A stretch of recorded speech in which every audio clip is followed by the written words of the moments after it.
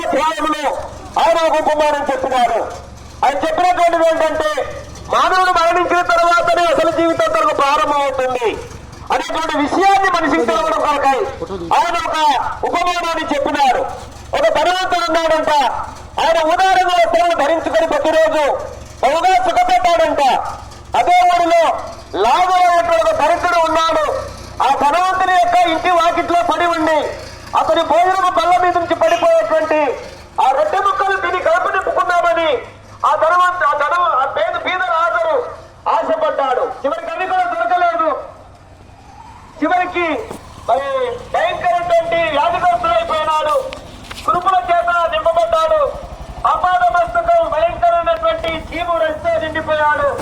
చివరికి ఆ యొక్క లాజరు పరిస్థితి ఎలా ఉందంటే ఆ కుక్కలు వచ్చి ఆ లాజరును నాకేయంట. ఆ చీము రసి కారుతూ ఉండగా దుర్గంధంతో నిండిపోయినటువంటి ఆ వ్యక్తిని కుక్కలు వచ్చి నాకేయని